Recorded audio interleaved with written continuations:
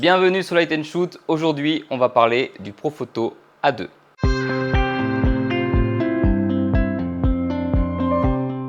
Profoto m'a proposé de tester leur tout nouveau flash, le A2, un tout petit flash de 100 joules, vraiment très petit. Alors si tu suis un peu cette chaîne, tu me connais, quand je présente du matériel, on fait un tour très rapide des specs du matos et ensuite on part shooter avec pour voir ce que ça vaut sur le terrain. Le A2 est un petit flash de 100 joules, compatible avec tous les accessoires magnétiques de la gamme Click de chez Profoto.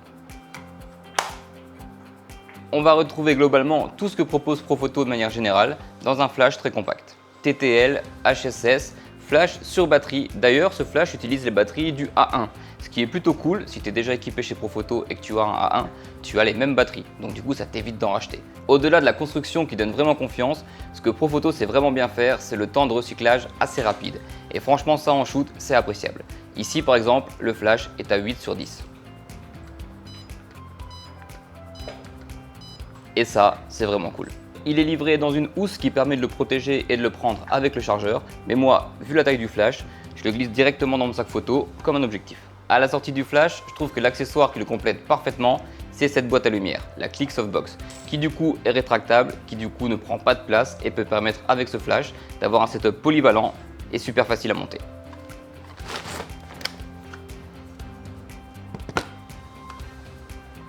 Je pense et j'espère vraiment que la gamme de modeleurs compatible avec ce flash va continuer de s'étoffer pour le rendre plus polyvalent. Niveau tarif, on est sous la barre des 1000 €, mais genre vraiment juste en dessous de la barre des 1000 €. On est de mémoire à 995 €. C'est évidemment un budget non négligeable, mais dans la gamme Profoto, je trouve que ça reste cohérent. Un B10 valant 2000 €, si t'as pas besoin de beaucoup de puissance, tu peux avoir 2 A2 pour le prix d'un B10. Bon, on a assez parlé de spécifications techniques. Finalement, le vrai sujet de cette vidéo, c'est que peut-on faire avec un flash sur batterie de 100 watts? Eh bah, beaucoup de choses.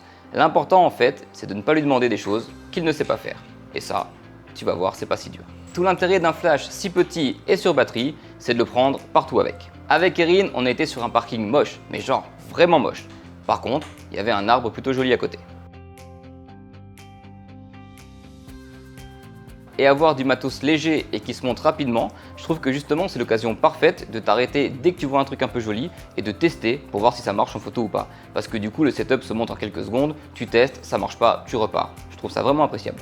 Dans un premier temps, j'ai voulu faire des photos au flash, mais avec un look assez naturel. Pour ça, il y a un truc que j'adore faire, c'est de laisser filtrer un rayon de soleil sur le modèle, un poil plus fort que le flash. Ici par exemple, ce sera dans les cheveux et sur les épaules d'Erin.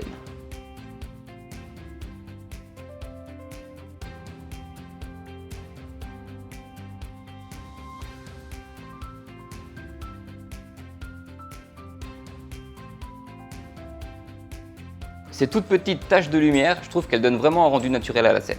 Le flash ici me sert à déboucher Erin pour avoir un bel éclairage sur son visage et l'exposer correctement. Mais comme on est à l'ombre d'un arbre, je peux également utiliser ce flash et ses 100 joules pour avoir un rendu beaucoup plus tranché. Il me suffit de placer Erin complètement à l'ombre et de sous-exposer un peu plus ma photo. Ensuite, j'éclaire Erin au flash et le rendu est tout autre.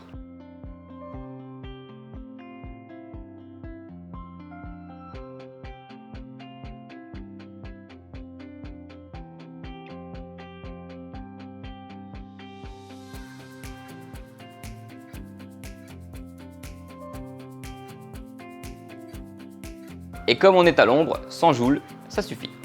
En regardant un peu sur internet ce qui s'est déjà fait avec ce flash, je suis tombé sur un fil Facebook où il y a des gens qui s'engueulaient, comme d'habitude. Il s'est dit dans une publication que ce flash pouvait servir à contrer de gros contre-jours. Et évidemment, ça a suffi à déchaîner les foules. Entre ceux qui disent que c'est pas possible et ceux qui disent que c'est pas possible ne savent pas faire, bah c'est vite devenu un dialogue de sourds. Et moi, dans tout ça, je pense que tout le monde a raison. Moi, je suis un mec comme ça, je suis pour la médiation. Ce flash aurait-il pu me permettre de faire cette photo? Eh bien la réponse est non, tout simplement, évidemment que non. Cette photo a été faite avec un B10+ à fond, parce que là ce que je voulais c'était sous-exposer la lumière ambiante du soleil et repasser par-dessus avec le flash. Pour le coup, les 500 joules étaient vraiment nécessaires. Par contre, en situation de contre-jour, là c'est différent. J'ai mis Erin dos au soleil et j'ai mis la boîte à lumière très proche d'Erin. Plus la source de lumière est proche du modèle, plus tu auras d'intensité lumineuse avec ton flash, à puissance égale. La loi du carré inverse, tout ça, je te le mets là. J'ai donc pu éclairer sans problème le visage d'Erin à 14 h, un jour où il faisait 37 degrés, sans pour autant cramer l'arrière-plan. Parce que pour le coup, j'ai pas voulu surpasser la lumière naturelle, juste équilibré. Et en mettant la boîte très près, 100 joules ont suffi. Si j'avais voulu reculer la boîte, évidemment, ça aurait manqué de puissance. Encore une fois, il ne faut pas demander à ton matos ce qu'il ne peut pas faire. Je me suis dit aussi que ce flash finalement pourrait me servir si je voulais faire du studio en étant très mobile ou très léger. Le porte-parapluie qu'il y a sur sa rotule le rend du coup beaucoup plus polyvalent en studio.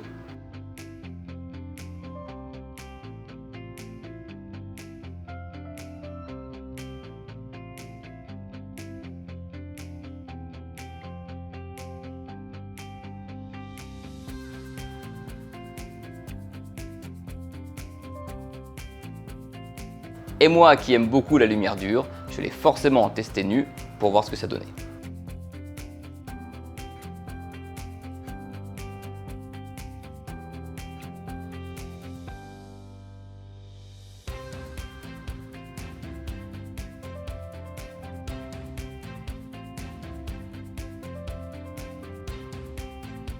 Et j'ai fini par le combiner avec un A1 et des gélatines, bien évidemment. Et du coup, ça permet d'avoir un studio très portable et très rapide à monter, qui fait des trucs créatifs. Moi, j'aime bien.